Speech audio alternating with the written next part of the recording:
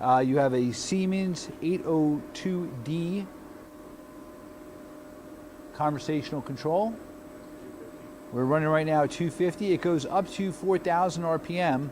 You have a 8-inch 3-jaw set true chuck.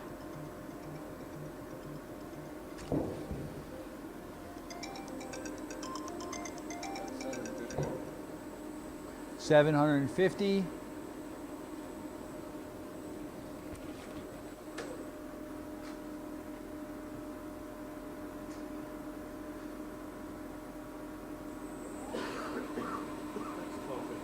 $1,250 RPM.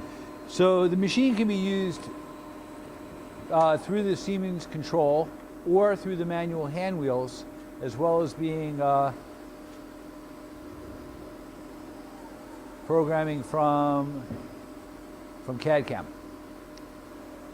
You're rapiding with the joystick, both directions. It's a 2-axis machine. You can also use the hand wheel for the cross slide. There you go. Cross.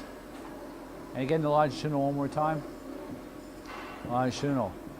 Machine also does have a tailstock. All right. Tailstock's number 4.